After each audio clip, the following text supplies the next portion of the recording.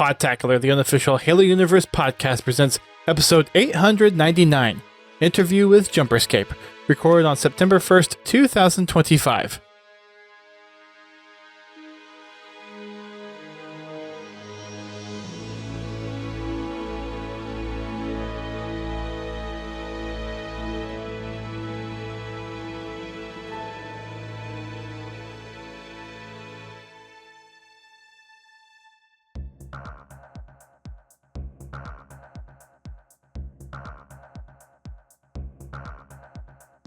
Is this a thing? No. We're just actually it's clearly stupid. A thing. We're just doing it. We're just doing it. Listen, we have a lot of things that we just do out of nowhere. Yeah, honestly, if one person starts something, there's a good chance that the other two will follow suit. Means you guys got good chemistry, so that's good. That's like 20 years of knowing each other. 20. That'll do it. Maybe like 17. Ow. Maybe like 17. I don't have very many That's memories that's how long without I've you been doing guys. this podcast for, is 17 years. Yep, we started at the ripe age of 7. I think me and Connor, it's close to 17 or 18. Me and you, it's probably close to 15, 14, 15. Probably, yeah, because I joined it in our school way late. Yes, Like I met Connor third in like grade. first or second grade. Yeah, I met you guys in third. Had to have been like second or third. It was second. I met you in third. I was vaguely aware of you in fourth. What? Started with an L. Mine was V. I was at the end of the hallway. You were the class. Yeah, but we had recess together. fair enough. All of us did. Anyway, we should do the show. Yeah, that would be Yeah. Yeah. Well, I'm kind of just thinking about jumping in here because that was an interesting little awkward intro that I was just throwing in there. So, welcome to Podtacular, the unofficial Halo Universe podcast. I am your host, Duststorm, for tonight, and I have the pleasure of having a returning guest and crew, Austin from JumperScape, Hello, on the podcast it's tonight. hold on, I got you. I'm Austin. I'm Shane. I'm Connor. There you go. They're JumperScape, and welcome to Podtacular. I think, Austin, this will be your fourth time. I Yeah, can't baby. remember if either of you have been on any of the previous Connor was with us Shows. at the live show at HCS at 24. Worlds. Yep. Yep. Okay. I may have said 3 words. I believe I was out celebrating But my you were there. friend's. Yeah, I believe I was out celebrating my friend's birthday while this. I was there in Seattle, but like we left the convention center. I think when you guys, I think that's when we went It to the was. theme I think park. You guys like checked the stream, saw this happening, were like slightly upset about it. That's all I remember. Wait a minute. You mean leaving the place where the content is happening means you'll miss out on the content? I wasn't upset about it. Maybe certain people where I wasn't. I was like, oh, that's cool. Hey, we were setting up and I things was were slightly going jealous, live. obviously. Anyway, we're JumperScape. We do this sort of thing all the time. We like to have fun here. It's my line. We do too. I'm stealing. Although now I'm kind of solo for now because GT stepped down, so it's a little bit of a different ship right now. Rest in peace. One of the few that can call themselves a Podtacular host. Yeah. Although that number's pretty big. I think we've gone through at least it's in the 2 digits at least. I think during the we'll call kind of the first season, which was the Fumo era, there was at least 3 other co-hosts during his era, and I've had at least 8, possibly more, co-hosts during my tenure. So there's been quite a bit. But yeah, anyways, we're here to talk about you because there's been a lot of stuff that you guys have been up to since we actually had you on proper. Because the first time we had you on was for Tarkov. Yeah. And that has since grown, and JumperScape as a whole has grown. You have how many productions now going on underneath the brand? Okay, hold on. I had to hit the Minecraft zombie sound. Let's see. We've got Tarkov, a Halo story. We've got the Library Halo Lorecast. We've got Illegal Broadcast that just dropped 2 weeks ago. We've got Chatternet. We've got Stories from Waypoint. We've got Battle Dudes that's on hiatus, but it still exists. We've got Room 237, also on hiatus, but still exists. We've got... There's a JumperScape YouTube channel as well. There's the JumperScape YouTube channel that I'm making content for now, which is really fun. You could call the calendar project that we're doing every year a thing that we do because it takes over our social media for a month. And I think that's just about I'm processing here. I'm pretty sure though. I mean, there is the Terminals after show when we can do that. If you want to count that, we can Yeah, count every now that. and then we do Terminals. Terminals is 10. Our, That's our 10. Patreon content as a whole, Yeah. because it's unique stuff. Yeah. So I've got one you can add to the list. what's that? The JumperScape car. Oh yeah, the jumper car. Jumper RIP. car. The jumper car. Version 2 coming soon. Yeah, the original has Right. been put out to pasture, unfortunately. All those signatures So- on. Talking with you on Discord, just in other chats that we're in, you say the first one exploded. Yes. Yeah, exploded. Any elaboration on how it Someone get exploded? Kyle. What caused the explosion? Like, does the car even exist somewhere still? So It is definitely in a yard It's somewhere. scrapped. it's been scrapped. So here's what ended up happening, right? Kyle is the owner of both Jumper Car V1 and V2. Jumper Car V1 was a Ford Fusion or Ford Focus GT, I think, and it was slick. Everyone who saw it, it's a pretty car. Riding in it felt smooth. It was nice. The thing is that Kyle made a lot of adjustments and changes to the Focus ST. Thank you, Keith. Made a lot of changes to that vehicle. Changed a lot of parts. He was doing a good job. It was custom stuff. It got turbo and everything. It was great. Sure. But like one of the valves on the engine apparently was being held together by parts that you shouldn't be holding together a car engine with, and he was driving on the highway and suddenly just heard this loud pop and then an engine screaming for its life. So he pulled over and he sees that there's like a part of the engine that exploded off of where it was mounted to and shot through the front of the vehicle. And even though most of the car was fine, the engine itself was basically totaled, so it was declared totaled. So the whole thing, including all of it that got signed by all those attendees at HCS, had to get tossed into the trash heap. Dang. It sucked so much. That's a story. Insurance didn't do anything about it, so that's what sucked the most. Is we wasted money, so much money on that. The experience was cool though, having our boy Pfeiffer and Kyle drive us around Seattle pretty much the entire time. I know, like, driving there looks like it's a pain. So I mean, big shout out to them for It's not picking fun. us up. No, I can imagine. It's not as bad as other downtowns that I've been in. Like, No, compared to 100%. Driving through Dallas is the worst experience I've ever had in my entire life, and I will never change my mind on Yeah, that. Texas is not something I want to experience. It's wicked down there.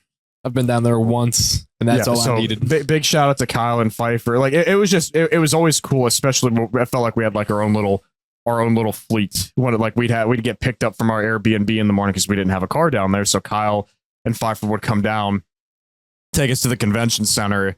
It was just that was a really, really cool experience. It was great to have all the signatures and content creators. Like we had like signatures from everybody. So come back for round 2, baby. Yeah. We were signing people's hoodies and whatnot, which was to me still weird. To me No, to this day. it felt Like, that it was messes with me insane. so much. It kind of reminded me, a funny little thing, right? Because like you're right, Tarkov Halo Story was the thing that we all started with, and it was like nothing was really a reality yet, and even right now it's kind of hard to believe like where we're at, considering where we were only even last year.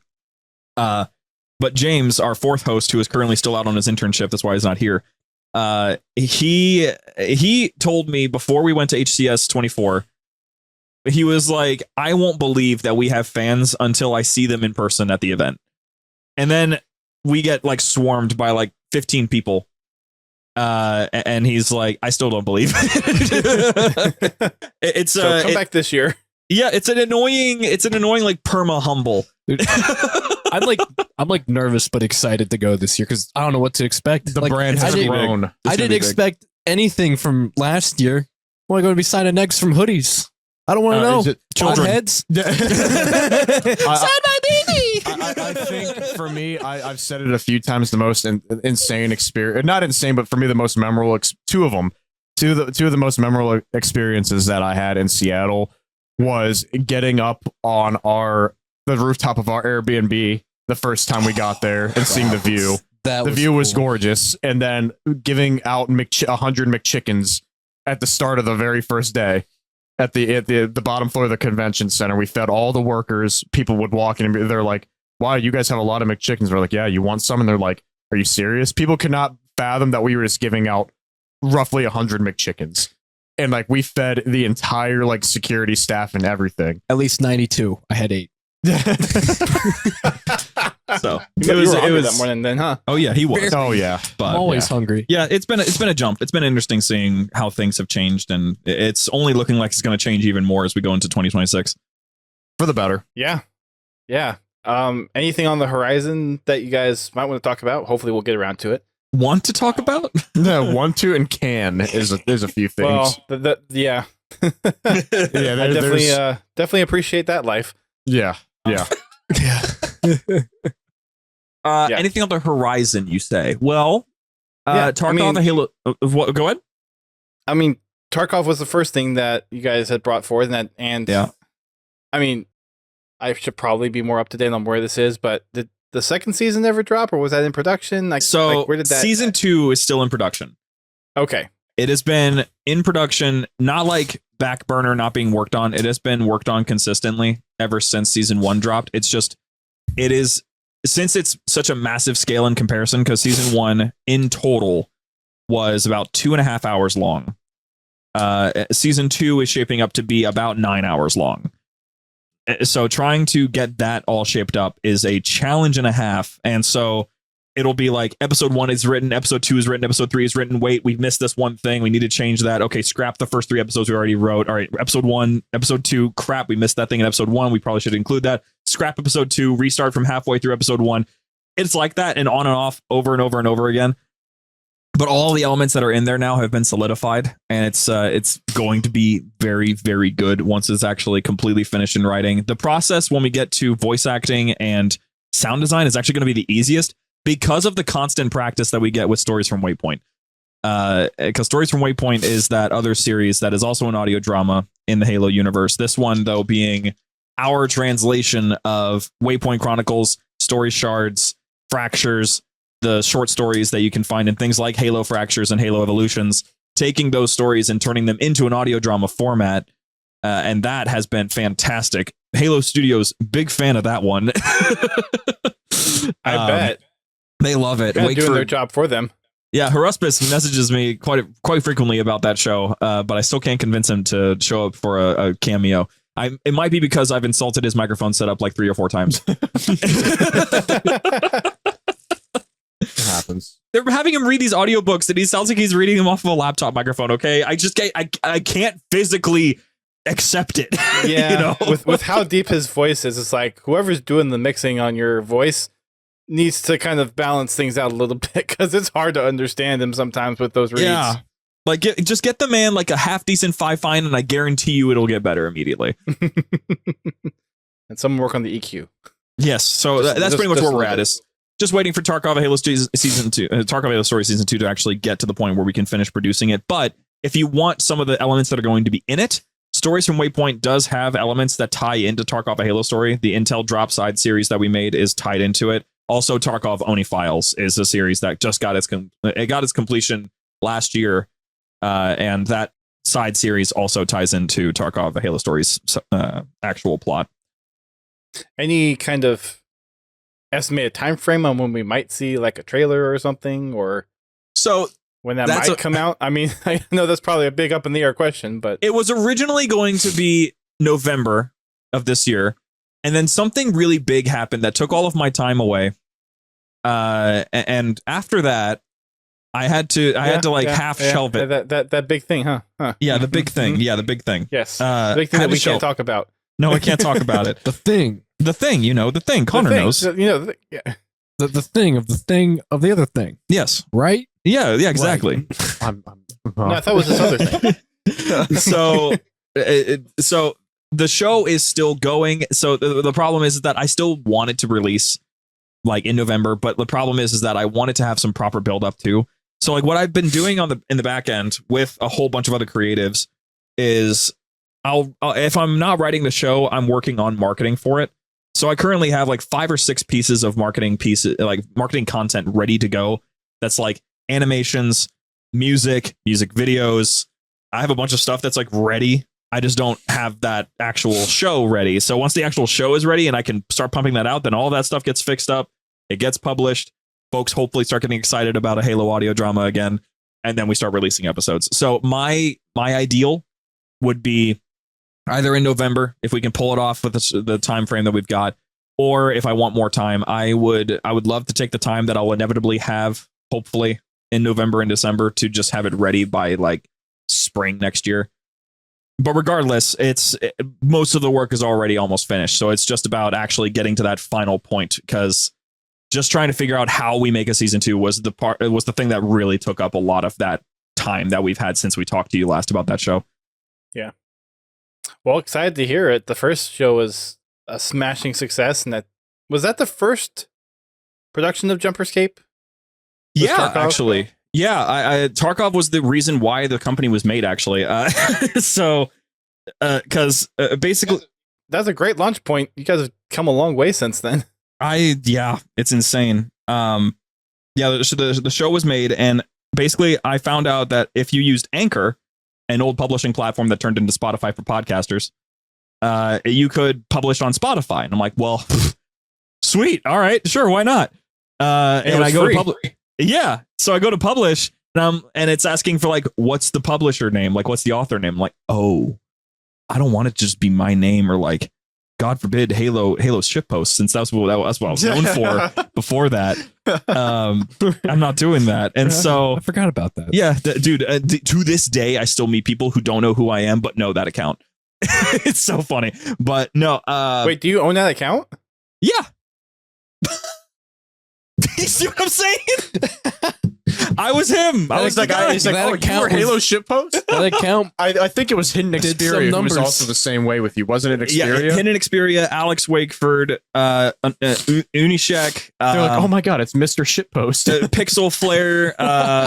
Yeah, all of them were like, that's you? I'm like, yeah, yep, sure is. But yeah, I didn't want my name attached. I didn't want that username attached to it. Oh, yeah. Oh, so no, of course not. So I go into, at the time I'm in college, so I'm like in between semesters staying with my mom before I go back to Chicago for college. And I walk into the kitchen at 10 p.m. She's like cleaning a counters or something like that. And I'm like, listen, I need to brainstorm with you for a bit, because she's always been someone that I can go to for creative expression. Because my mother, the fun fact about her, she's not doing it anymore because her hips simply can't take it. But she was a 20+ year dance professional. She could cut a rug in any ballroom dance floor, even to this day, probably. And along with that, she used to be a theater performer, but she chose to have me instead of go to Hollywood. So she still got those chops, and she still has all those ideas that float around. And she still texts me almost every week with a new idea. And so I walked into that kitchen at 10 p.m. I'm like, yo, I don't know when I'm supposed to publish this, because I know it's Tarkov Halo story. I know that I have to do that because you can't put Halo as the first name. But like, I don't know what to publish it as the company. Like, this could be the start of something completely new, and I need it to be something really iconic. Like I'm thinking right now, like Helljumper Soundscape, but that's too many words. And she's like, JumperScape. I'm like, oh, huh. and so that small little combination of those two words, now it's just JumperScape, and the word can kind of mean whatever it is that people want it to mean. If it means a landscape where you can get a jump start on your career, then that could be it. If you want to take it as just still Helljumper Soundscape, since it's still about Tarkov, then you could do that too. But yeah, the name came from that, and ever since then, it's been a consistently marketed thing that a lot of folks are now starting to recognize. If they see that JumperScape is attached to a project, folks usually get a little more excited, which I love seeing. Well, you guys have put in a lot of work for it. I think you guys have well deserve it. I appreciate that. I do. Yeah.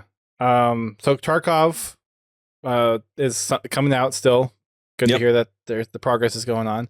Yep. Other projects you mentioned, you have like how many different like podcasts now? Like 4 of them. So I guess like the active ones. You have the one that you just did before this, the library. Yep. We have the Library Halo Lorecast. That's our number one and the number one in general Halo podcast. Woo. Yeah. We've got. Sorry about that. I mean, Podtacular's been kind of on a downhill decline, and it's like old guard, new guard stuff. So yeah, I mean, we wish the best for Podtacular. I feel like Podtacular is kind of one of those things where it's like people know the name Podtacular, but it's not as popular. Where Halo's kind of in a funny boat because like people know the term Halo, but it's not as popular. So I feel like we're kind of like. Yeah, the thing is, your show is the reason why we exist. So, like, it's just the following is for Halo is like the people who are left are like the diehards that have been around since like the original games. So like you put out a product that those original fans love, like, you know, they're always gonna be around. Like Halo is trying to find an identity again where they're trying to like please like the new generation of gamers, and then also trying to maintain, you know, the original fan base. And they're always looking for something out there in terms of that. So it's just like there's always going to be somewhat of a following, rather it be for, you know, you or for us. That like that's just not. I don't think it's ever going to go anywhere for that exact reason. I just think there's too much of a niche following for Halo where it's ever going to quote unquote die or anything like that. The community does a great job, like you, like us. We like content creators, modders, all that kind of stuff really does a good job at keeping, you know, the franchise afloat at this point, especially when we work together. Yeah, exactly. And I feel like there's more collaboration in Halo in the community than any other community out there. Speaking straight heat right now. And I don't think there's ever going to be, I don't think like it's because Halo has the opportunity to do so. Like they've embraced like mods. They don't get on people for speaking, you know, on a topic like on the game or anything like that in terms of like a podcast. Name that come like it just feels like most developers these days really want to focus on like, this is my IP, I'm going to keep this. I feel like Microsoft and, you know, Halo Studios are really good. Like this is our IP, but you guys can do what you see fit within reason. Obviously you can't just completely rip them off, but they're very supportive with like the modding community, podcasts, you know, fan stories, stuff like that, audio dramas. Like they're really good with that kind of stuff, and they don't try to bring a hammer down on people for having for this type of collaboration. Like name that comes to mind, like if we want to get controversial, like Activision, like they were you know, the original, like, or Nintendo. Yeah, Nintendo's another good example. I think of Activision because like I'm a Call of Duty guy as well, always have been, probably always will be. Halo's my favorite franchise, but like I play a ton and have followed Call of Duty forever. But you think about, you know, I don't know how much of this you may be aware of, but like the Modern Warfare 2, like I forget what it was, Austin, what was it called? The mod, like the online Modern Warfare 2 remastered mod. That online Modern Warfare 2 remastered. It was, oh goodness, I forget what it was. It had an official name. I know what you're talking about. But it got shut down after so many people, like you had to buy the original game to play like a remaster of the original Modern Warfare 2. Wasn't it called like HV2 or something like yes, that? It was HV2. I think. And Activision like you had to buy the original game for it to function. And Activision put the game on sale so people would buy it to play the mod. Yes, then Activision, yes. And then Activision shut down the mod. And I can't, like, it really got under my skin. And I just don't see something like that happening with, you know, Halo's identity, like Halo Studios and Microsoft. I don't see them like really bringing down the hammer H2M. like that.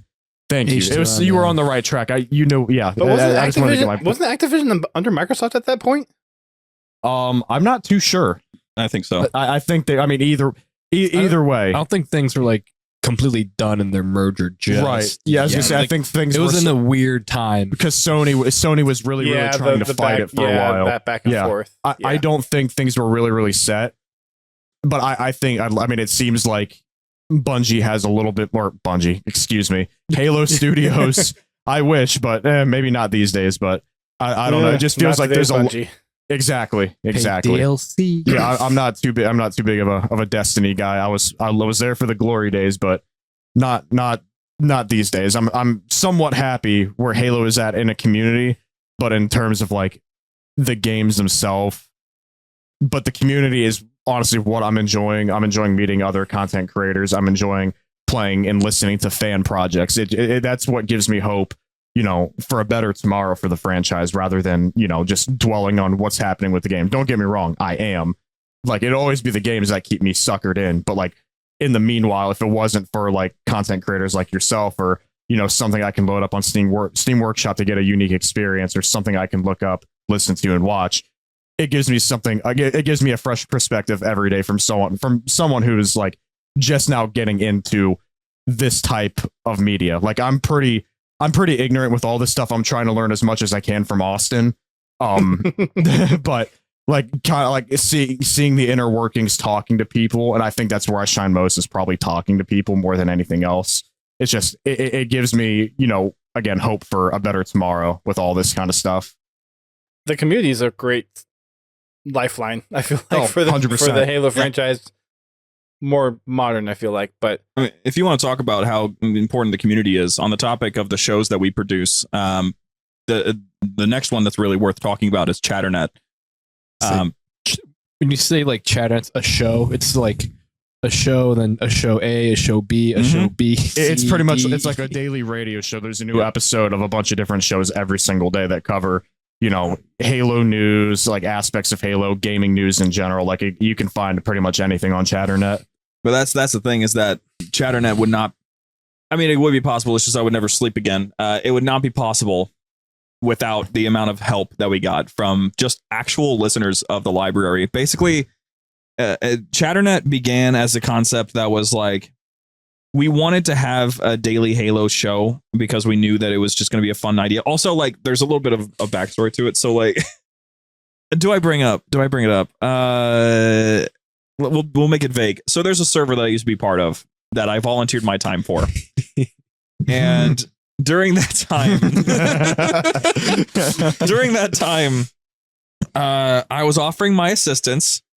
I was offering just some help with their media. And I was basically tasked to make a podcast for this server. So they wanted it to be general Halo news and all this stuff because they'd seen that I already had a successful show. So I'm like, sure, I can plan one out, no problem.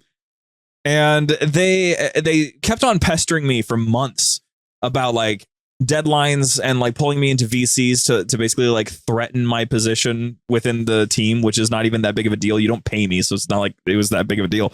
But sure. They're basically just pestering me all the time, and there's this infighting that's happening because of it. Because I don't. If it's authority that doesn't respond, that doesn't treat its people well, I don't really respect it. So I usually would say a lot of things that would probably upset those specific people. And I'm very specific. I don't try to bother people too much unless they're bothering me. But the show that I was working on, I told them that we were having a conversation in like December or November, and I was like, yeah, I can have the show ready by like February or March. And they're like, cool, that sounds fine. Get pulled into conversations over and over and over again after that. In January, I get told that I need to have the show ready by next week. And I'm like, no, I mean, I can. It's going to suck. You're going to hate it. But yeah, sure, I suppose I could. But if you want it to be good, then you're going to let me cook. And they backed down once again, because every single time I gave them the reality of what it is to make a podcast. I mean, the Library Halo Lorecast took 6 months to prep. Getting that planning phase down is how you get something that's not going to have many problems. So long story short, after all of that happens, the team goes ballistic. Like, this team goes nuts on me and kicks me out and kicks out everyone that I was working with.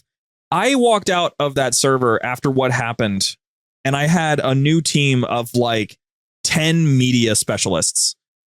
That were all like, we already poured in all this effort into making this podcast happen. We're just going to work with you until it's finished. And so I had this massive team of people that were willing to work with me on making this show happen. That show became Chatternet in concept, and I gave it another so many months, honestly. I gave it so many months just to get a little bit of extra time ready so that it would be ready in October. So I had a whole like year to put the show together, which allowed me to do things like commission an artist that I know of.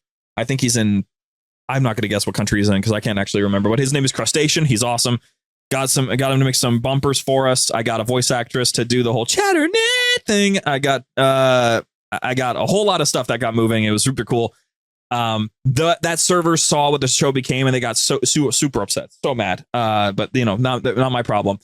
After what happened though, basically I put out a public announcement. I'm like, this is where we start to see things happen, because I was basically like, this show is starting to grow an audience. By the time Chatternet came out, we were about like 700 members in this server, in our JumperScape server. And we had like 50. So long ago. Yeah, right. We had like 50 Patreon members. So that was a big deal for us. And so I put out the call. I'm like, hey, if you guys want to be on a show, just message me real quick. Give me a slice of what you can do, and let's do something. Because that's the whole concept of JumperScape. Is you go onto our website, it's right there, empowering creatives to be creative. That's the whole mission statement. If there's an opportunity that we have to give someone a chance to make something of their own career or help them get involved in a project that's super cool and beyond themselves, we're going to do it. So I got 11 volunteers, because it was me, you, Connor, Cheyenne, and then James. So 5 guys. So 9 extra hosts. Got 9 additional hosts, including Why Not Be Casting at first. Tony, these guys, we all worked together to make a daily show happen. So basically everyone would get their own show, everyone would get their own subject, and I told them, this is your playground, just talk, I'll edit your show, and then I'll do the publishing. You just learn what your show is, you figure it out. And over the course of this last year, because the Chatternet turns a year old on October 4th, I think. Already? Time, yeah. Kind. Hey, we're working on 20.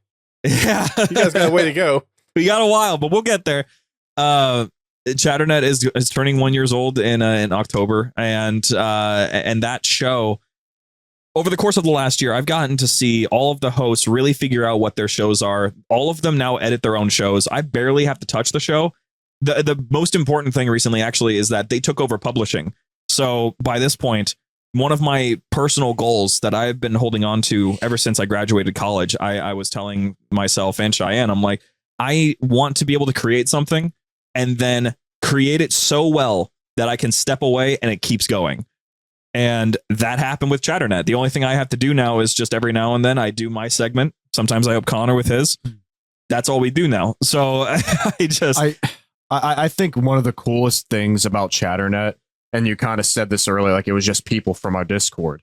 Like it wasn't a lot of people that had like any type of like professional experience. Like if there's anyone out there like wondering if they want to take like that next step, but are worried like, oh, I would love to do something like this, but like I don't have the experience. Like again, these are people that we just they were listeners. They started off as listeners in people in our Discord, and they kind of just volunteered, and now if they're worried about not having experience, now they do. Like all it takes is like 10 to 20 minutes of them talking about something that they have fun talking about. It makes it super easy to do it. I'm not gonna lie, it's super cool. If you go back to the first circle and then listen to the most recent one, holy crap, night and day. Oh, I'd imagine they got so good at it. So I was about to say my favorite part about Chatternet is not to plug my own show, but the slush. Not to plug my show. Trying to not to, but basically I got with Austin and we're like, what do you want to do? I'm like, I'll just cover general gaming news, something that I already watch every day and like something I could easily talk about. Just the fact I've been able to do that on a bi-weekly basis, gather all the news and just send it to everyone who's listening. Just it's been a great experience to enjoy. Yeah. Those 2 shows, Library, Chatternet, probably going to be around for a long time. I imagine so. Because Library, I guess within the title, it's mostly lore focused, right? Mostly, yeah. It's gonna be. We're gonna mess with the format a little bit. It's gonna get a lot more lore focused when we get to October. Yeah. I think for the most part, it sounds like you guys just crossed 100 episodes. We crossed, we are currently at. I think this upcoming episode is 126. So we are. Okay. We just recently crossed it, and that episode, that's the lore of the library. The episode where we talk about a whole lot of the background stuff that we don't usually talk about when it comes to making the show, when it comes to what happens in the behind the scenes. It's a really good episode. I would recommend it. It was a lot of just like who we are behind like what's currently happening. Like we talked a lot about like we dove into our personal lives a little bit on that one because we haven't really. If you're not like in the Discord and there's a ton of our listeners, like what are we at in our Discord now? Like 1,210. Yeah, and there's a lot more listeners than there are people in the Discord. So like people who are just tuning in every week to listen, like might not know too much about us, and we kind of expanded upon who we are, like our interests, really more of a personal side. That was one of my more favorite. Like that was one of my favorite episodes as of late, just because we got to do something we haven't had a chance to do yet. So that was cool. And if they're listening live, they might hear some details that we'd rather not put out. Yeah. Oh yeah. Like some names. Yeah. That switch to having our recording sessions broadcasted live was one that took a whole lot of time to make sure we were comfortable with it. Not doxing ourselves or people we may know. And yet it still happens. And it still does happen. It does still happen. I mean, I'm relatively comfortable with it, but it's a good habit to have to, try to keep that stuff out. It is interesting to make that mental block of, not say the name, my sibling. Yeah, exactly. Yeah, it definitely is a different mindset. And there's some podcasts that we've done where we haven't done them live because the people we have on, or they might talk about something that gets talked in confidence and needs to be cut out later. So definitely appreciate the live format over the produced format. Yeah, you understand, like we do, interviews with authors, man. Authors, even some studio folks. Oh yeah, there's some studio folks that don't mind talking. All the ones that are PR cleared obviously don't have a problem talking about it, but the ones that aren't necessarily PR cleared, it's like, okay, we record it and then we'll have pre-publishing review it before we publish the podcast. So I've been through that whole rigmarole. That happened a lot during Halo 5 because they brought me up to New York to do like the press test, the press play and all that stuff. So definitely during the Halo 5 timeframe, there was a lot of recording, getting 343 to buy off on it, and then publishing it out. Yeah, because it's that report that they send back of what you need to change that sucks. Well, thankfully, we haven't really done anything. There was one section I had to pull out of a podcast at one point. And I forget who it was with. But I think it was during the Halo 4 or Halo 5 era. But it was just like one little segment of an episode that was like maybe 2 or 3 minutes that I had to pull out, and that's the only edit I've ever had to do for a podcast from an official standpoint. And then there's been other ones where either community fan games or mods or some other community member that I've interviewed comes back and says, I'd rather you cut this part out of the podcast. Even though we did it live, they still want the finished edited podcast part to be a little bit trimmed down. So for the most part, you either catch it live or you catch it on Patreon. Otherwise, you're getting the finished product at the end. Yep. But yeah.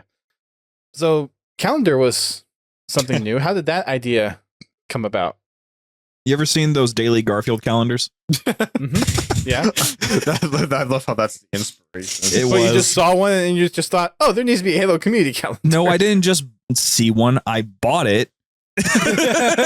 Sue me. Sorry. God.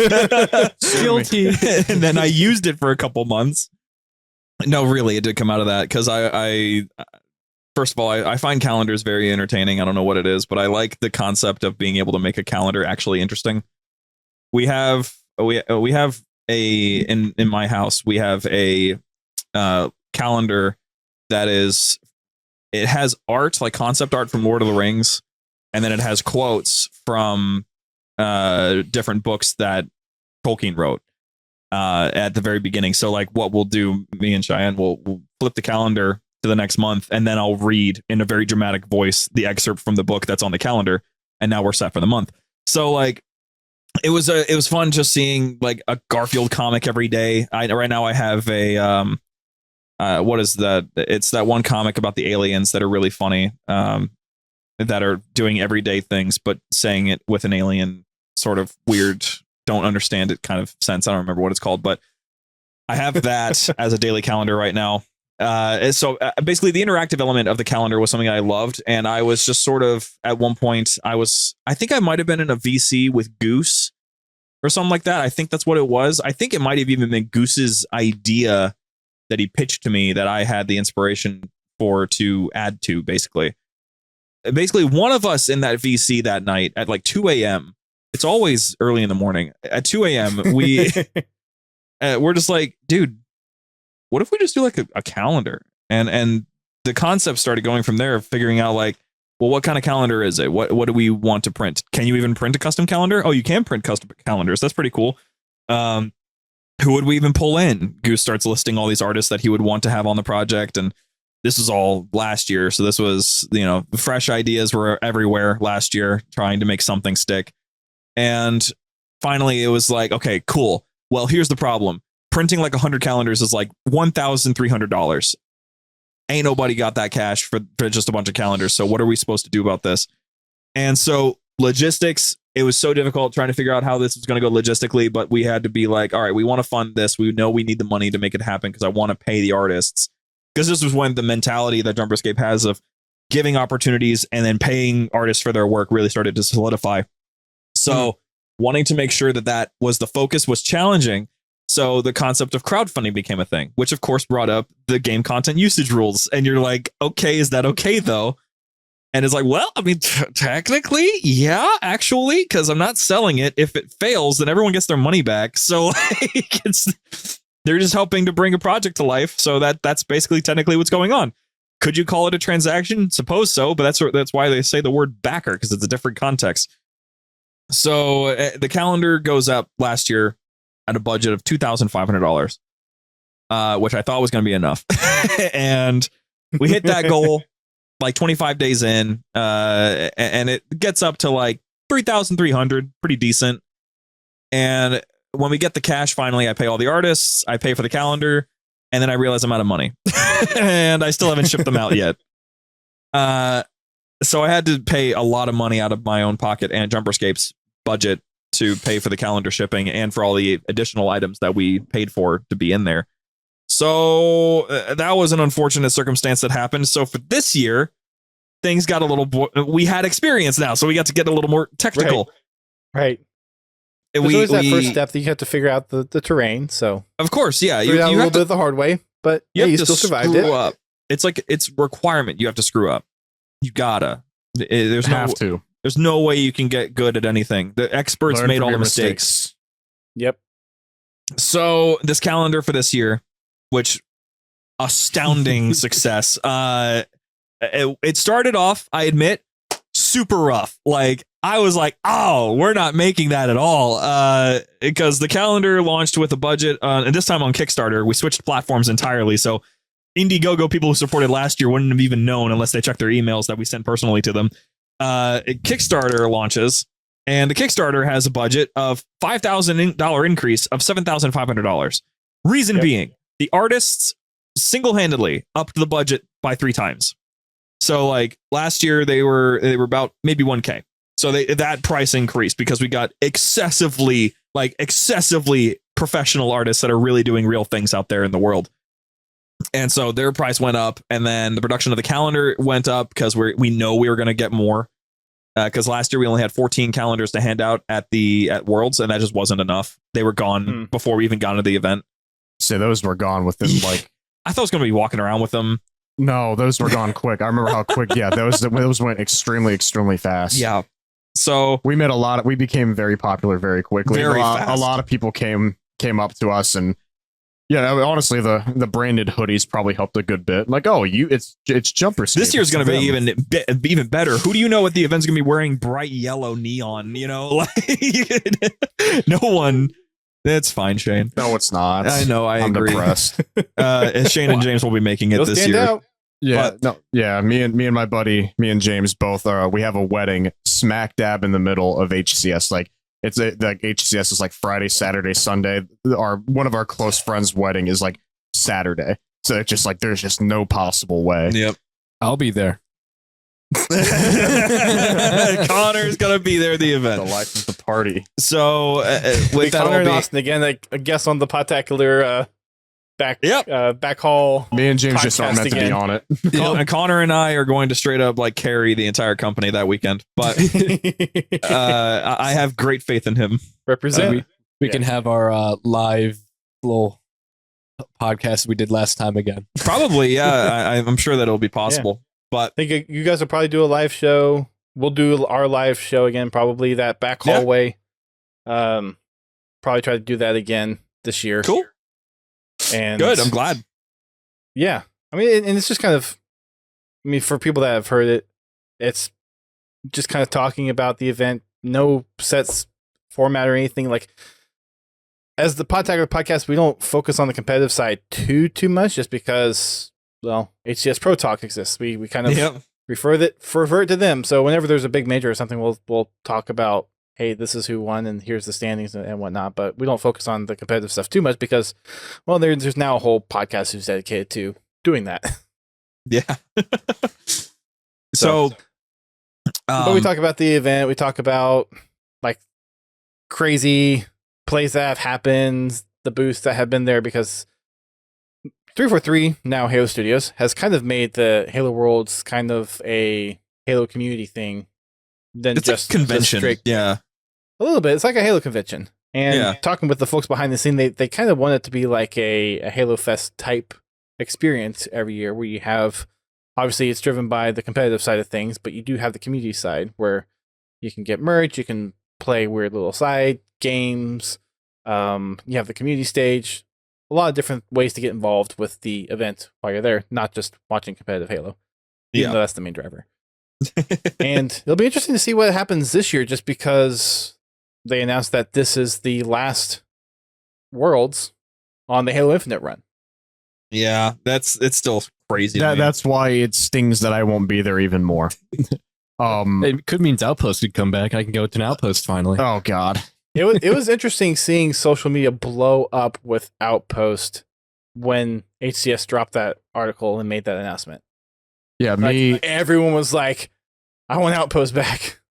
Yeah, They were bringing Outpost back. yeah. Austin, James, and I, we made it to Outpost Discovery in Chicago, in 2019, I believe.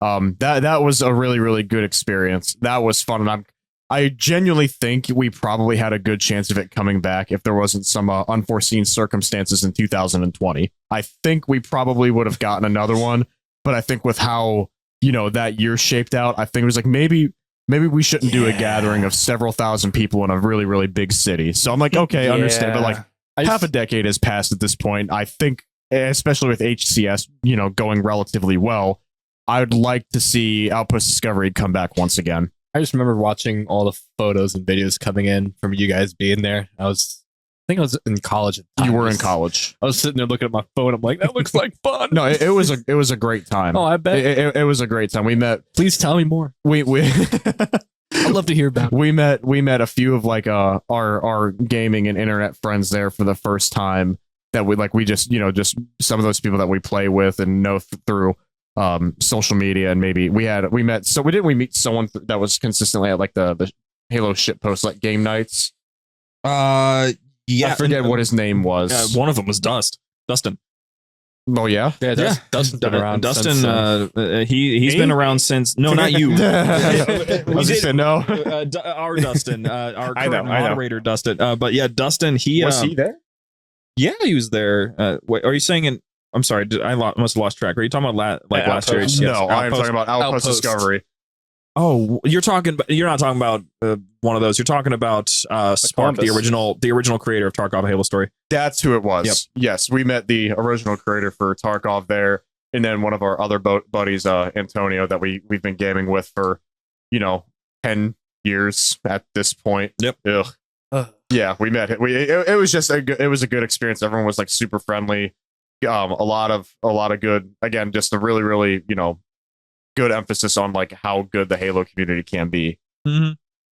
And that kind of to take it back to the conversation from earlier, the community kind of saved us, I think, on the calendar front, because we started a couple of new things with that. Like the Soma's Assembly thing is really cool. We're going to probably talk a little bit more about that in the future, but Soma Assembly is basically a conglomeration of all the artists that can't contribute to the calendar directly. They can't be a main artist because we have it all locked in already, but they can still contribute by providing art to either the thank you page or to extra items that we send out. But the problem was we launched it, and the lowest tier, which I thought was it was not a greedy choice, it was a calculated choice that I thought was going to work out, was the $50 tier. Because last year, a lot of people donated at $50 or more. So I'm like, okay, well, then that makes sense. 25 was just simply like just lowballing it. What I learned very quickly was it wasn't about the fact that people couldn't afford it. That was a big deal, sure, but that wasn't the big thing for me. The big thing for me was that we had 33 backers and $3,000 raised. And I was like, oh my gosh, if this continues this way, if we somehow got funded in this current state, I would have less than like 75 calendars to actually hand out to people. It would be so much money, so much overhead for nothing. So I switched it up. I brought back the $25 tier. A lot of people downgraded to 25, but that was fine because when that happened, all of a sudden momentum skyrocketed. We went from 3,000 for the first 20 days of, or no, 25 days of a 40-day backing, or 40-day backing 45, I on think. Kickstarter. 45, sure. And 45, I believe it. Basically over half, at least, of being under half the budget. All of a sudden, in like a span of 10 days, we hit the budget. And then the following 10 days after that, of the remaining days we had left, we skyrocketed to a final amount of $11,601, which more than funded it. Congrats. And took care of all of it. Thank you. It was a massive win for us. The fun part was the stream. Oh my gosh, we did a 24-hour live stream. He did a 24-hour stream. I was there for maybe like 5 or 6 hours. I was there for like what? You almost 14? Yeah, you were there for over half. The 24-hour live stream contains there's moments in there that's crazy. And yes, I did fall asleep for like 2 or 3 hours, but I couldn't do it. I was playing Spartan Strike. I'm sorry I couldn't join that one. Just scheduling and all just did not pan it's out. fine. We had a lot of really cool folks show up. Austin Weebrink pulled up, Magpie, Halo Box, Late Night Gaming showed up at early morning, so early morning gaming. I forget. And we had it was really funny. And we had other folks I think pull up as well. I don't think. Oh wait, Vocal Butcher, the guy who voiced Johnson in Cursed Halo again. He was there. Oh what? Oh. See, I knew he voiced a bunch of things. I didn't know what. Yeah. He also is a voice of a lot of characters and stories from Waypoint, like Escherum. I knew he was in our Waypoint stuff. I didn't know he was in Cursed Halo. Yeah. I figured the Waypoint stuff. Yeah. That's how we made friends. Is I was like, who is it that voiced Johnson? And I just did a bunch of digging, asked a lot of questions, found him. Yeah, he started like doing some of his voices while we were playing. I'm like, I've heard this. Yeah. But it was a great time. That's the whole cool. calendar was a resounding success. It is a massive testament to me. The video that we uploaded puts it pretty nicely right there in the title, The Power of the Halo Community. Because despite us, I've said this many times, what JumperScape is doing, the numbers don't make sense. Because we currently have 2,000 subscribers on YouTube, which is attributed to basically one video that I uploaded. We've got 300 followers on the Library Halo Lorecast. Well, no, not followers, ratings. We have like 4,000 followers, but like 1,000 member Discord. Basically, nothing huge, nothing that's breaking any form of record by any means. And yet, despite that, like we have a solid relationship with the CEO of Mantic Games for Halo Flashpoint, just because he loved like that we have options, that we have things that we want to do. We get to talk with the Halo franchise team every now and then just to see what they're up to and say hello. And folks from around the Halo community know about us and interact with us. I mean, the sheer fact that at any time I could expect a text from like Hidden Xperia at 4 a.m. is just a mind-boggling experience. That's why I keep on saying the numbers don't make sense, because we're not at that status in terms of numbers, but I think it's just the recognition is there. Yeah, the mentality of what this company has been the thing that resonated, and I very much appreciate everyone's support in making that actually happen. Even when we talk about numbers, it's like how many people watched our last episode? Austin, he ramble off a number. I'm like, that's like a high school basketball stadiums worth of people. Yeah, he likes to compare things to stadiums. It's rather impressive, actually. Here, Connor. Auditoriums, yeah. Here, Connor. That's actually a good comparison if you think about it. It actually does ground it a whole lot. Here, I'll give you an example. Connor, last month we rose to 22,000 monthly listeners. At least 2 high school football stadiums. Like at least small schools too. So, yeah, I don't know. Yeah, that's kind of the gist of the calendar. Yeah.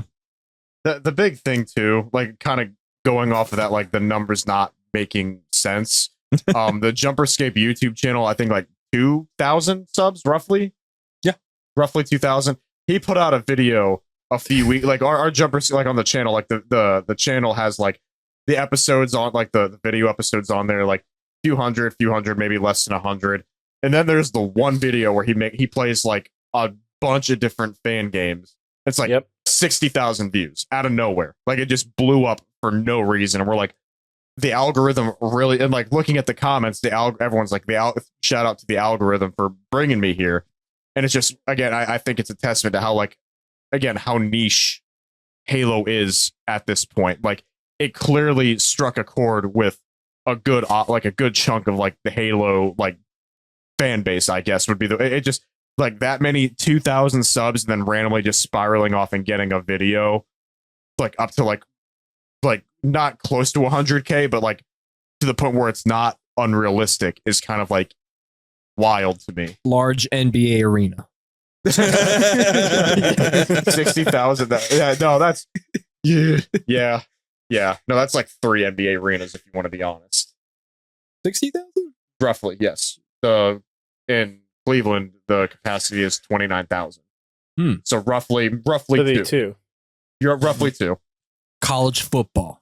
Small college I was going to say a big sporting event. But yeah, that's the thing that's kept us now doing YouTube videos from time to time. The next one is still up in the air about whether or not it's going to be a mod spotlight or a I was right about Roblox segment.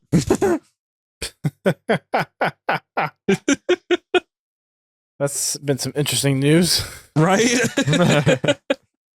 I've only been on the fringes of it and of actually like diving into it because my kids aren't even close to getting their hands on the controller yet, so I haven't really been worrying about it too much. But you know, if you do let them just make sure that chat system is turned off, that's all that you got to do, really. But even then, Roblox is just not it, man. It's gotten worse. Anyway. Just let them play Lego Star Wars; they'll be fine. Lego Star Wars, great Minecraft, game, especially the original. Yes, Minecraft on console. Yes, my children will be playing a bunch of Minecraft. Nintendo 64 or PlayStation that didn't have an internet connection, you just give them one of those. Oh, dude, they're gonna love being able to put a game in and it just works. Yeah, you can't do that these days. So you want to play something, you have to digitally download it, and you need an internet connection to do that. So, yep. What a time. Something else that we didn't mention in the products side of things at the beginning of the show was your 24-hour 7 lo-fi stream. I'm so glad that you brought that up. My 24/7 Halo lo-fi stream still going on to this day on the JumperScape YouTube channel. I bring it up every chance that I can. So, did we even count that in the original productions when we were counting earlier? No, I kind of forgot about that. No, you didn't. That's why I'm surprised because the thing is that it's always existent. So that's why I don't always feel like bringing it up. But like, it's so cool. I like it's because there's a couple elements to it. First of all, the animation. We have a guy that I've worked with for like 5 or 6 years now by the name of 3 Dots on Instagram. I've given that man thousands of dollars of my own money. He did the art for the library, both of them, because there's 2 different cover arts. He did the art for Chatternet, is still working on all the individual cover arts for all of those. He did the cover art for the new Illegal Broadcast show. He did some merch designs. He did the design. This fun branded can of beer that we had going on in Virginia this year. We like to have fun beer. I totally forgot he did that. Yeah, he did that. He also designed the shirts that were based off of that. But in this case, I was like, all right, time to go out of your comfort zone. You want to animate something? and he was like, oh, I don't know. And I basically like, it's one of those moments where you slip a 20 and he's like, okay, I'll do it. Are you sure? Yeah. Bro, you just slid me a quarter. So he stepped up to the plate and he basically made his own version of the Lo-Fi Girl animation, but with Halo context. Yep. Fun fact about that animation, actually. That he put a bunch of Easter eggs that like include tons. I'd have to look at it again. I forget what he put in There's there. skulls to find. I knew that much. There's 6 of them. The first day it was like fully finished. We sat in your living room and you were like, try to find them all. Yeah, I remember that. Yep. Yeah. The fun fact about that, the window that is behind her is actually 100% accurate. And what I mean by that is he was asking me what should be out the window, because there should be a window. And I'm like, give me a second. I load up New Alexandria on Halo Reach and I fly up to the Oni Tower. That you have to get to the end. Yeah. I fly to the Oni Tower and I take theater mode. I fly it over to that tower to the windows that are up near the top. And I just shoved the camera against the back of that window. Basically, it's implied that she's in that tower on Reach in New Alexandria. Well, eventually there's going to be plot added to the Halo Lo-Fi channel, but we're not going to talk about that just yet. But Okay. Because there's Just other things in drop that there. here. Yeah, there's a lot to go into it. I think that one of our most entertaining aspects of what we do is we're obsessed with storytelling. Storytelling and stories in general are super exciting for us. It's one of the reasons why we have so many guests on our show. It's just because we're not really having guests on to just boost the numbers. We're having guests on because everyone has a story. And as soon as you start realizing how much fun everyone's story is, suddenly everything gets a whole lot more interesting. So trying to turn everything into a story. I mean, for Pete's sake, the calendar has like 2 or 3 story elements to it. For one thing, the forerunner design of the calendar itself is going to corrupt month to month. So it'll go like January, it's a perfectly fine forerunner terminal. By the time you get to December, that thing is gone. There are QR codes scattered throughout every single one of the months that takes you to an interview with the artist that made that piece. And then if you really want to go that far, there is another hidden secret that I will not tell you what it is, but there is a hidden secret. And if you can put it together, you'll get a very special message from a very special show that has made a special piece of content just for people who backed the calendar. So storytelling is in everything that we do, and making it so that, let's say the 24/7 live stream like that, the character that is on the front, the girl that is doing her job as an Oni agent, is from Tarkov: A Halo Story. That's Lieutenant Daya before she unfortunately met her end. Tempest, the AI that is hovering right there next to her, is a character from Tarkov: A Halo Story and Tarkov Oni Files. And she has her own little bits of lore that people on our server have been trying so hard to figure out what the secrets are about her, and they're not getting very far. And it's just a matter of like trying to find ways of making the things that are so tedious or basic and turning that basic nature into something that takes a little bit more thought, because that's kind of the way that we try to do it. Even if it's something that's like a video, let's say, like the Halo fan game video. It could have been the typical thing of like, I'm just talking with a voiceover with gameplay. But what I chose to do instead was I went outside and I recorded the video outside. And just by doing that, made the video wholly unique in comparison to other videos that would talk about the same topic. It's just about taking a little bit of extra something, a little extra spice, putting it in there just to make it a little more entertaining. So the 24/7 lo-fi radio is no different. There's so many Easter eggs. There's story elements. The live stream every now and then changes. I don't know if anyone has ever really caught that, but it does. And we can change it at any time. So it's just about tuning in at the right time whenever things really happen. So, maybe keep that John playing in the background while you're working, everybody. How long has that been running for? A while. 2023? About since damn near since we started. Yeah, because I was just like, man, I want a lo-fi radio. And so, dude, the hardest part, honestly, was getting the music, because all of the music we're allowed to use. I was just about to ask, where do you get the music from? Everywhere. Like, people send it in? Did you go out and get like the first batch, and then people are just kind of coming in? And I was like, oh, I've got this thing. Can you add it to the reel? Or I've had yet to have anyone reach out and be like, I want to add my song to it. I have gone out of my way to contact everyone. I contacted folks on YouTube, SoundCloud, Spotify, and I found a Discord, I think, maybe, that had something in there. But basically, I would just look up Halo Lo-Fi, and then I would just scroll through, like on SoundCloud, for example. Even after I stopped seeing Halo results, I kept on scrolling because I would just every now and then find that one odd piece that exists that just doesn't have Halo in the name or something. So the artists, I would basically I would find them, and then I would ping them. If I didn't get a message from them and they were like small time creators, I would assume that they're off the record, like they're done, they're not doing this anymore. So I would throw it in there with the caveat that if they messaged me saying take it off, I would take it off. Otherwise, if I got a message back saying no, don't put the song in there, then the song didn't go in there. But I'm happy to say pretty much every single person that we reached out to said, yeah, sure, go for it. And otherwise, there are some songs I didn't add out of respect, because I think there was one person who is actually still making music but just didn't reply to me. So that song didn't make it in, but I really wish it did. otherwise, it's just about staying up to date. Sometimes the artists like Bad Soy, he contributed over half of the music himself because he's insane. And every now and then I get an email from him saying, "Hey, I made more," and it's just more music. And I'm like, okay, cool. But right now it's sitting at like almost 2 hours worth of music on a loop. So nice. It's a good variety. It's more than what Lo-Fi Girl has in their loop, I'm pretty sure, because their loop just changes every hour or so, I think. I'm pretty sure like Lo-Fi Girl is done. Like the original one? No, she's still pretty sure she's still around. What do you mean the original one? What do you like? There was, I know one of the big lo-fi like study girls. Because whenever I sign into, graduated. like, whenever I go to YouTube on a new browser thing, that's one of the things that every once in a while will pop up is that Lo-Fi Girl. So I think it's still around. Maybe not the original, but some version of that is still around. Because like she did graduate, but I don't know if it's like over. Pretty sure the original one might be done, but there's probably others. I swear I saw something on Twitter about it. Everyone's freaking out about it. Yeah, it's this one, but like it's still going. Yeah. Okay. Like, the stream is still going, but yeah. Maybe it's just because it was for graduation time. I don't know.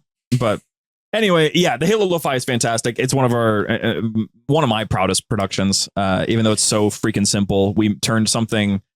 It's my favorite thing to do. Taking something simple and making it remarkably complex for no reason other than for fun.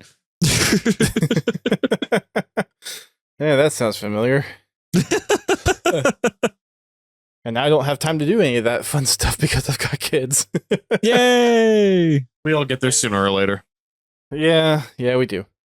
So we touched on Tarkov, we touched on Calendar, some of the other podcasts, the Lo-Fi. And was there anything else that other big productions we haven't touched on yet? Well, the things that are upcoming, there's that. I can't. Yeah, I guess however much of that you want. I know there's some things that we can't talk about. Of course. Well, I can say at least. So what can you talk about? Yeah, the thing that's upcoming that you can get excited about most recently is going to be at HCS. We're gonna have a great time there. We're gonna be there again, handing out stuff and getting to meet folks, and to hopefully, since you might have seen on Twitter actually, our buddy Fox, otherwise we know him as Karaman. He's going to be our dedicated photographer and camera guy while we're there again. He was there with us last year when we did a live show in the hall. So I remember him. Yeah, he's going to be following us around the whole time this time. So we'll be handing out stuff. We'll be saying hello to folks. You'll see us in bright yellow t-shirts. Sorry, Connor.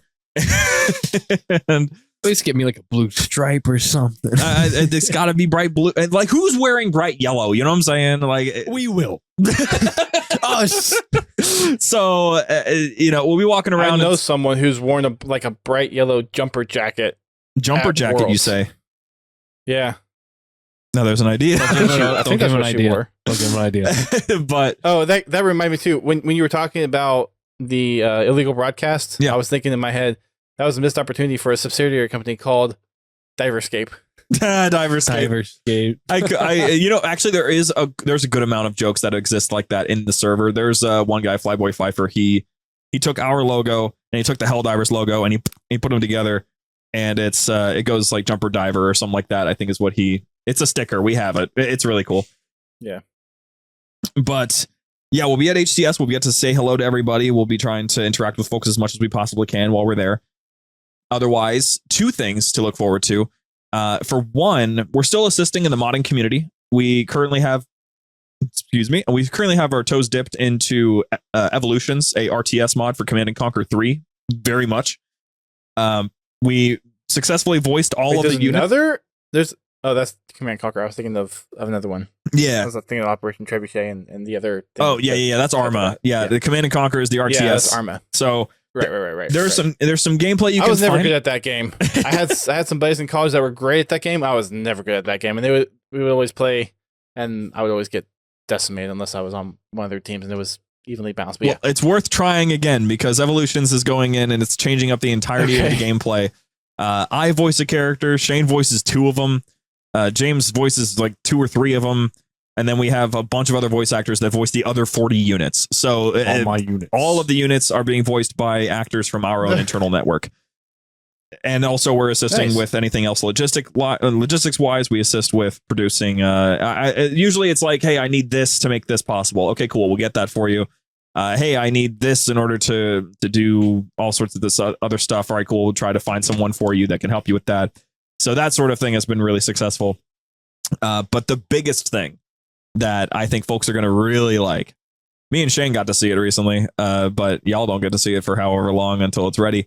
Pious Dawn, produced by Containment Media, a Australian film group. They are making one of the most excellent Halo fan film projects I've ever seen in my entire life. I've seen a lot of them, and a lot of them are just a lot of talking and not doing a whole lot else. I'm telling you, when we saw this, like, I can't tell you anything about the plot or what it is actually for real, because it's still in its post-production stage and still needs to get a couple reshoots, I think. But when I'm like watching dudes like slam each other's heads into metal walls and getting pulled and thrown around, and I think someone got pulled by a cable at some point for a stunt, and like a lot of other stuff that's just like, holy crap, how did you do that? It reminds you that they actually had real Australian filmmakers from their industry helping on this. It was fun to watch it like before all the editing and effects were added. It's really funny. I was gonna say there's definitely a few moments where you'll get a good chuckle, like, oh, that'll be cool once it has editing to it. But it just like before the editing, you'll watch it and you'll get a good chuckle out of it. I think my favorite is like, you've seen this before, and it's a little data pad, but it still has tracker markers on it. There's nothing on it. You've seen this before, and it's just a data pad with nothing on it. Austin, I'm looking at it confused. I look at Austin. Austin's like, yeah, there's going to be editing done there. I'm like, I kind of figured. But little After Effects in there. Yeah, basically. Exactly. They got VFX artists to help out with that. We're doing all of the sound design on it. Also, kind of a fun thing is the main antagonist for that movie is actually our good friend Jack Fisher, who you might know as either A, Captain Avon from Tarkov, A Halo Story, or you'll know him as the guy who does the introduction speech for the Library Hill Lorecast. That one is like, the Halo universe is filled with wonder, mystery. He's that guy. And he plays the main antagonist because I found out he lived near where they were shooting. And I'm like, dude, drive to the set right now. Just tell them that I sent you and we'll see what happens. And he got cast as the main antagonist. And bro, he ate it up. Wow. He ate it up. He was killing it. So there's a lot of really fun and contributions we've been able to make. I think last time we talked to Jack Harvey, the director of the project, he said that he wants it to launch next year. That's not a definitive. That's not me saying that's what's going to happen. That is just me saying that's what he wants to happen. That's what we're working together to make happen. So now that we already have an early cut of the film, I'm rather confident that he's going to actually hold to that. Good. It'll be better than my streak of 7 years with producing the Halo Mole. You made something really special with that, though. That was a special piece of content. Yeah, we were a little upset that didn't gain more traction because we feel like it was both something unique within the Halo media production sphere, but it was also from a game that was 2 generations prior, using terms that were outdated, using Microsoft credits instead of money values. But yeah, I think that I think you got to give that another chance to bring it back at some point in the future. Genuinely, same thing with avatars. Well, we're talking about it. We had both. A joke kind of internally of like, if we got 1,000 views on just one of the videos, we would consider doing like a season 2 or some kind of follow up to that, because that that was produced by just basically 2 people, just me and my buddy Jack, who came up with the idea. He made all the Forge maps. He came up with all of the scenarios. The contestant form, he did all the interviews for all the contestants and pulled them all together. And then I was in charge of production, which was a lot for one person to do it. So like I recorded all the footage, I recorded all the audio. I had to go and like we had a combination of trying to record the in-game audio, which we didn't do for the first episode because, well, at the time I didn't think about, well, I need to record this audio to put into the episodes later. So that's why the first episode of that series is a lot different than the rest of them, because we didn't actually have that audio to use. And then doing Skype interviews for like the interview of the quiz stuff, and then the after interviews when people have been eliminated and all that stuff, doing all the VFX, doing all the shots. Like it was at least a solid year's worth of editing effort, and we restarted the effort like 3 times, and it was the 3rd time, and it was during COVID, so it was like, okay, got a whole bunch of downtime because we're in COVID now. So I used that to finally finish the production. And there's actually a couple of errors in there, but if I ever do like a final like Blu-ray printed version of it, I'll probably update those VFX and publish it that way. But cool. Something I'm very proud of. For it being just a 2-man show, I'm very proud of what we did. We're both happy with it. Could it have been better? Yeah, but for what it was worth and for our first time doing it, I think we did a pretty good job. I agree. I wholeheartedly agree. So if people haven't heard of it, the Halo Mole, I think I let the website expire, but it's on YouTube. Just search up the Halo Mole. There's a whole soundtrack called Spartan Sabotage on Spotify. So the person that did their music, I guess, so there was technically 3 people. There's another person that did our music, and he's actually the one that did all the music for our podcast audio too. So all the intro and exit stuff for the podcast or YouTube stuff was also the same person. But he offered to do it for free back then, when like back in the Reach and Halo 4 era, when things were still kind of, you put your name out there to see what you can grab, and it wasn't so much of the industry now where you're going out and getting a lot of odd jobs type things. So he put this whole suite of music together that was a combination of the Mole TV series and Halo, and it's a great fusion of audio to give a listen to if people have the chance to listen to it. Of course. But back to you guys, since this is a podcast about what you guys have been up to and what you're doing. Anything else on the horizon? So you mentioned involvement with a fan film. You got the calendar that's coming out. Some interesting things on the horizon. Everything else is kind of just, it's all just perspective. It's all just what kind of ideas can we pull off? I think by this point we've done enough this year that we're just kind of getting ready for, we have a massive meeting in January every year. We're like in a cafe for 6 hours. So it's just, we set the goals for the year. We try to hit that goal, and we've consistently broken that every single time. So we're just trying to make sure that continues. Otherwise, I will note on the topic of you being like, oh, this is about you, not us. Let's just make this absolutely clear. What's your stuff is JumperScape stuff. JumperScape stuff is the community stuff. We love every single bit of everything that everyone does out there in the community. If they're doing it for the right reasons and making content that they're truly passionate about, hell yeah. So, we accept. Well, there you go. Any kind of final thoughts? Although, well, actually, I just remembered, unless you guys have talked about it on your show, which, I mean, you guys are 100 episodes in, and I definitely haven't listened to all of them, but how did you all meet? Was it just through high school? No, way longer than that. Literally like early elementary school. Even before then. Yeah, like early elementary school. We were in the school, same neighborhood. like 7, 8 years old, roughly 7 to 8, 9 years old. Like I know for me, I've met Shane through playing football, like in the it was before that. I knew you before I played football with you. Through class, right? Yes. Like again, like second grade. I didn't meet you in class, but like we went to the same elementary school. Definitely together. at recess, we hung out. Yes. But yes. Shane was the first person of the group that I met, and I think he took pity on me.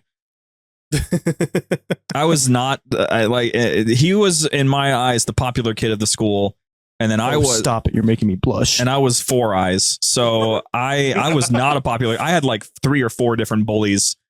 So being pals was like just kind of cool. And I'm not entirely sure what made you want to start coming over to my house to play Dynasty Warriors, but exactly that. Exactly that.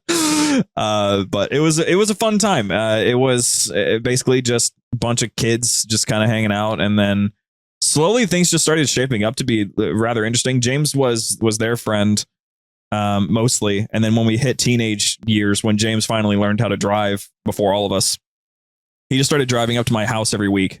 So he and I got much closer after that, and then we started making content together and making, like, I think the first thing we ever made together was a Halo machinima called Halo Funtage, which is still one of my favorite things we've ever made, even though it's so hot garbage. But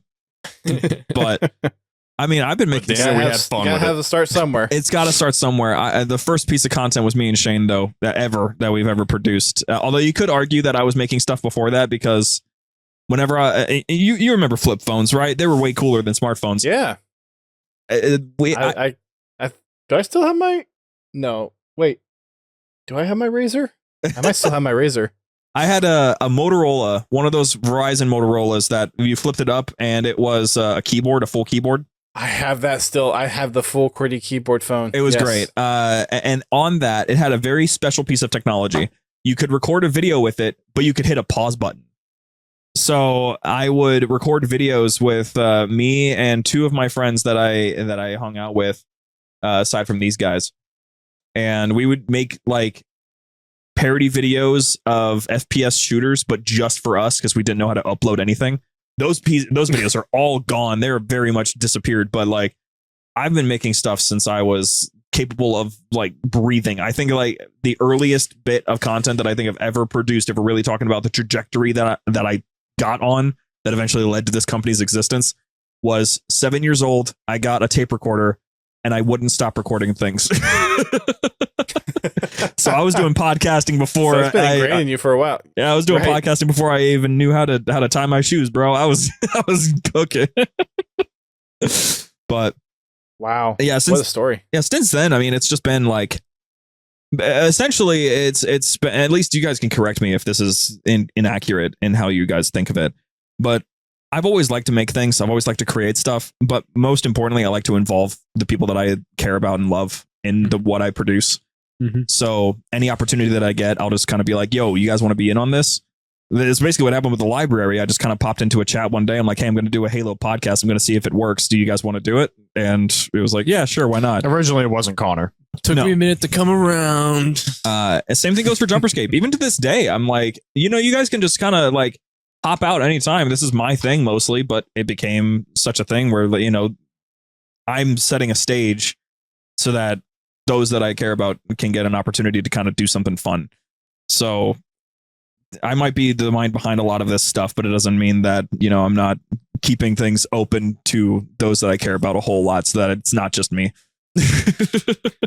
Oh, well, that's good. That's a good mentality to have. I appreciate that. That should carry you far, especially in this community, because like we were talking about earlier, there's definitely some franchises out there that aren't as open to community contributions, and thankfully Halo's always been one of those. I think there's other ones out there for sure, but Halo's definitely one of the more notable ones, I think, from the community perspective, that contributes a lot, that really adds to the overall experience of the franchise, and really is what makes Halo tick.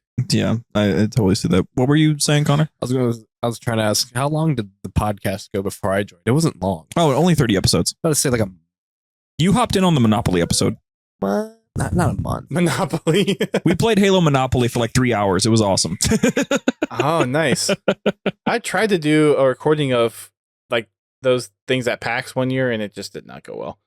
Yeah, well, I bought like the Halo Monopoly, the Halo Risk, the Halo Bang, like all of those things, and I wanted to do like at PAX I can try to get a whole bunch of people, because that's where all my Halo friends are going every year to PAX, and that never turned out. So I have to go back and maybe try to pull out that episode and see what you guys did on that one. Yeah. Where's PAX held? I've always wanted to go to a PAX. It's in Seattle. It just wrapped up today, actually. Missed it. I've always wanted to go to PAX. It's always Labor Day weekend. We're probably going to be ending up annually, especially after HCS goes away. We're probably going to put more of our what is it, hands, coins, whatever it is, into a bucket. Put more effort into Torg every year, because Torg is only about an hour and a half away from here, from where we are. So we much easier can get there and do some stuff with like 405th, because they had a massive presence at Torg last year. Okay. What is Torg? Torg Gaming Expo. It's a fun little event that is it's geared towards experiencing things like secondhand gaming, but also things like gaming history, new games coming out. Kindred Fates was there last year. They did a raffle for their little plushies of their characters. There was someone that showed up with an actual, real, authentic, not just a ROM hack or something, but a real cartridge of Halo 2600. Wow. Yeah, that was insane. That game is hard as hell, by the way. How many copies are there again? Not many. It was not something that was commercially made. It was basically just crafted by the guy who got the Halo 2 tattoo on his arm for the release date, and then he vanished, made that contribution. And also, of course, there were things like the entirety of the main Halo cast, Master Chief, and Steve Downes, Jen Taylor, Tim Dodabo, and Jeff Steitzer were all there talking about SAG-AFTRA. And then off in the back, 405th had a massive presence all to itself along the back wall of the entire event. So, wow. Yeah, the Halo community is slowly growing outside of HCS, and I think HCS is actually partially responsible for that. Well, 405th has been involved with so many conventions. They cook all the time, man. They know what they're doing. Like even before RTX, they were at all the Comic Cons, PAXs, and the presence has definitely grown. And I think I want to say Outpost is probably the thing that really catalyzed maybe its presence more. Well, there were contingents at like PAX and Comic Cons. I don't think it's been as big as it has been. So probably HCS and Outpost has made that big contribution to really. So again, it's the community and the studio, kind of the feedback of, well, the community really does play a big part in the success of the Halo franchise, and seeing 405th members just about everywhere is incredible. Yeah, there's I've been hearing whispers about how many 405th members are going to be at HCS Worlds this year. Oh my gosh. I think it's going to be the largest turnout that 405th has ever had. Yeah, I wouldn't be surprised. Mm-hmm. It's going to be awesome. I'm super looking forward to HCS Worlds. It's going to be fantastic. That cosplay contest is going to be. They're going to have to give more time to that contest. They're going to have to do like Heat 3. They're going to have Ron cooking on the stage for so long. They're going to have to either or do like a preliminary that's not on stage, and then have maybe something that is more focused on the stage or something like that. Because with this being. I imagine with this being the last Worlds for Infinite, that everybody that's possible is going to try to come out, right? Probably, yeah. So, I mean, that's what I've been hearing, is that there's going to be a lot of people trying to make it out. I know a ton of content creators are going. Yeah. We'll see. We will. That would be a lot of big news, though, for you guys and for us. Mm-hmm. I think coming out of Worlds. It'd be awesome. Should be a fun time. I'll be there. You guys will be there. Or at least two of y'all be there. Shane will be there. I'll be the very next one. I will be there regardless, as long as there's no whatever's weddings. happening next year, because they've made the point that there's going to be something big happening next year to celebrate Halo 25 years. Yeah. So I mean, whether it's Outpost like or whether it's some other Halo surprise E3 comes back. or I think there's also a chance like because I mean they're probably going to announce a new Halo game at HCS this year. Yeah. And they were like, "Oh, this is the last, HCS for Halo Infinite." Like, and it also sounded like they were going to maybe take a buffer break for next. I mean, there's going to be something, but I guess it's not impossible for them to be like, "Oh, we said this is only for Halo Infinite. Like next year, HCS will be with this Halo. It'll be a new Halo." I don't know. I'm mitigating my expectations just in case, so I'm just going to go into it thinking that, yeah, here we go, a whole new set of Halo armor coming to Helldivers 2. Thanks for coming, everybody. I will. Okay. Yikes. That crossover, though. Oh, it's good. Great. Gosh, it's great. It's so much fun. I wish the weapons were more useful, but I have to say, I've heard the ones that they introduced with the ODST War Bond are pretty good. At least the AR is good. With said that the SMG is meh. The pistol is remarkably meh. So this is my favorite iteration of the AR. I hate you a lot. Like, actually, like you are by far one of my least favorite people when you open your mouth sometimes. We like to have fun here. That's a real love-hate relationship there. It's mostly love. It's mostly hate. Don't lie. Yeah, you're right. Oh man.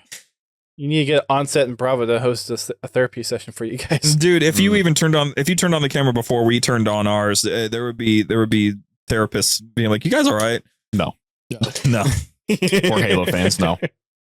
And Browns fans, like, what's wrong with us, man? I am at least. I like the Browns. Go Browns. We're in a bad spot. I don't follow sports that much, so I'll root for my home teams. Like, that's how if it it's should Houston be. or Texas based, then I'll I'll cheer for that team. Dog check. No, not dog check. No dog check this year. I need to go to bed. Well, on that note, thank you guys for taking time out of your evenings. I know it's been a long day for you guys because you just did the library before coming on to do this podcast. Yeah. So thank you all for sticking on. Of course. And me being late, too. No, it's cool. Good, thank you for having us on regardless. It's always a pleasure to talk with you. Thank you. Yeah. Looking forward to seeing you guys in 8 weeks. 8 weeks. Coming up. Yep. And it'll be a fun time. It'll be so much fun. Quick plugs for anyone who doesn't know where you are. Oh, you already know I got Socials, this. I got Discord. this locked in. JumperScape.com if you want to get plugged into anything that we do or support. So you can find our communities there. You can also find ways to support us. You can go to discord.gg/JumperScape if you want to join our community directly, or you can go to patreon.com/JumperScape to see our latest updates that are available for free for people who don't even need to support. You can also find us on Twitter, X, Instagram, TikTok, freaking Blue Sky. You can find us all over the place. We got all sorts of things going out all the time. And otherwise, you can just go to JumperScape.com if you want to see the updates in ways that are a little bit less intrusive. So, yeah, there you go. What he said. I'd like to shout out the Slush on Chatternet. Oh my God. You greedy bastard. Hey, he gave the time and place. I got to put it out there. I got to be real with him. You know, he's hustling. I at least can appreciate that. There you go. Appreciate the hustle, man. I was trying to find Steve. Breakthrough. I can't find it. Breakthrough on Chatternet. Thank you, Keith. Yep. And don't forget Oni Data Drop on Chatternet. Do we just have to list off every single show by this point? Not just Steve. He's been shouting it out all day in here. Okay. I'm going to cover this one. Well, thank you all for being on. Thank you for those listening, for listening to the show. And we'll catch you guys on the next one. See ya. Thank you for listening to Podtacular, the unofficial Halo Universe podcast. You can find our podcast on your favorite podcasting service and listen to us live every Thursday night at 8:30 p.m. Eastern Time on Twitch. Check out our website, podtacular.com, and join the community on Discord at podtacular.com/Discord. If you want to play Halo with us, come join us for Fraggin' Fridays at 8:30 p.m. Eastern Time. You can find us on Twitter, Facebook, Instagram, and YouTube. Become a supporter of the show by sharing the show with your friends and family, or help keep the lights on by subscribing to us on Twitch, donating via PayPal, or becoming a patron alongside Confowl, Pens Halo, and Prestige Ace. Until next time, keep on fragging trucks.